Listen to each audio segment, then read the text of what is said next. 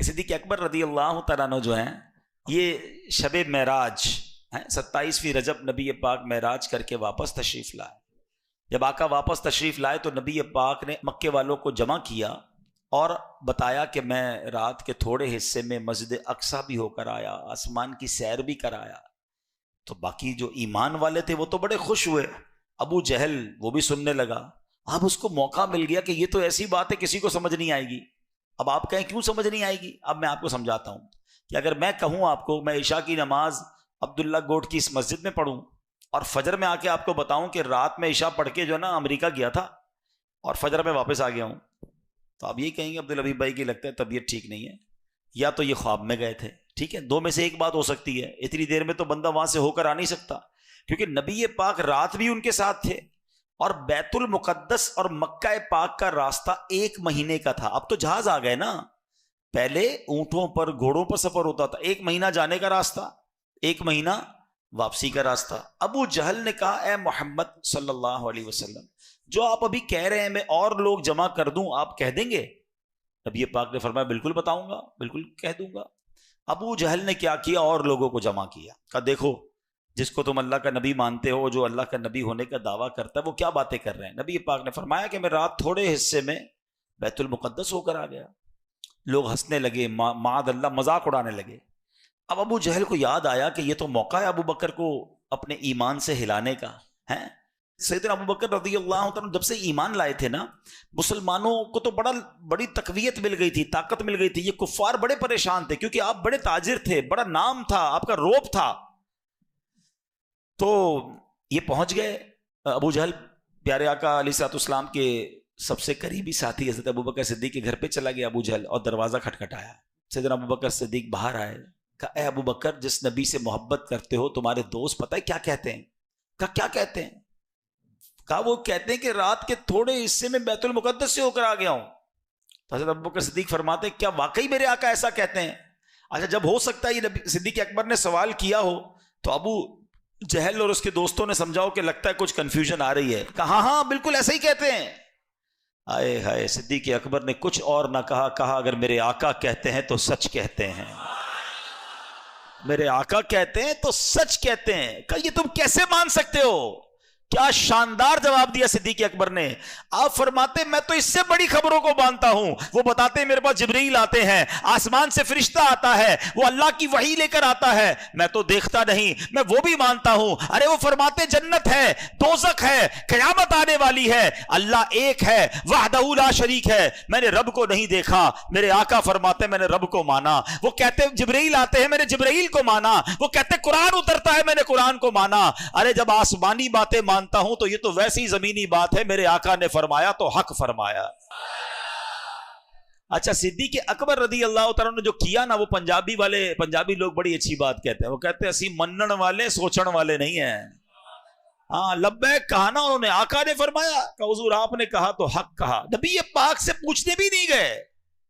اب یہ اتنا شاندار میسج ہے تمام لوگوں کے لیے جو آج شریعت کے معاملات میں کوسچن کرتے ہیں, سوالات کرتے ہیں. ایسا کیوں حضرت, یہ کیوں ہوا, یہ حکم کیوں نازل ہوا, اس کے پیچھے کوئی لاجک بتائیے, اس کے پیچھے حکمت کیا ہے. تو بھائی ہم بندے ہیں, ہمارا کام سوال کرنا نہیں ہے, بندے کا کام ماننا ہوتا ہے.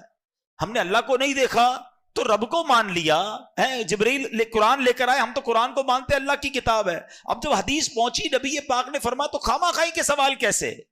تو ہمارا کام دینی احکام میں سوال کرنا نہیں ہے, ہمارا کام ان احکام کو ماننا ہے. اچھا, اب 2 بات چلی پڑی ہے, چلیں ایمان والوں کے ایمان میں اور اضافہ کر دوں, عاشقان رسول کے دلوں میں اور خوشی داخل کر دوں, اور کچھ لوگ جو خامہ خائی کی کنفیوژن پھیلاتے ہیں اس کا بھی علاج کر دیتے ہیں. پہلی بات, 27 رجب گزری, صبح آ گئی. نبی پاک نے جب معراج کا واقعہ سنایا تو ایمان والوں کو کیا ہوا؟ کیا ہوا؟ خوشی ہوئی نا. کیا ہوا بتاؤ نا بھائی. اور بے ایمانوں کا کیا ہوا؟ تکلیف ہوئی, پریشانی ہوئی. یہ آج تک ہو رہی ہے, سمجھ گئے؟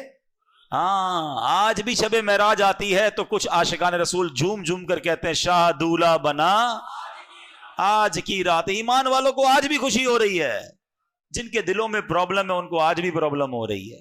تو پہلے یہ سمجھ لو. دوسرا, اب لاجیکلی جواب سمجھ لو. کچھ لوگ کیا کہتے ہیں, خواہ کہیں معراج کی اتنی عظیم سعادت, اتنے بڑے معجزے کو معاذ اللہ کم دکھانے کے لیے کہتے ہیں کہ یہ معراج جو ہوئی تھی نا, یہ خواب میں ہوئی تھی.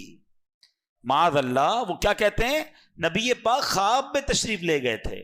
اب میں آپ کو بڑی آسانی سے لاجیکلی سمجھا دیتا ہوں, غور سے سنو گے تو آئندہ کبھی وسوسہ کوئی ڈال نہیں سکے گا, ٹھیک ہے؟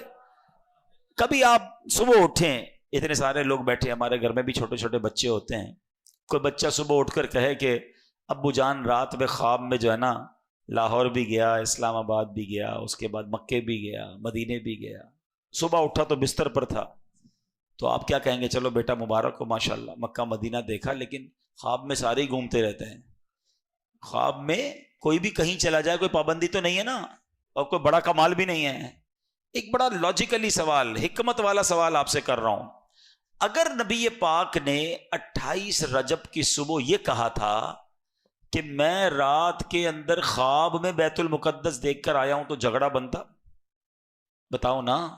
نہیں نا. اگر آقا یہ فرماتے کہ میں خواب میں بیت المقدس گیا تو کسی کو کیا اعتراض ہوتا؟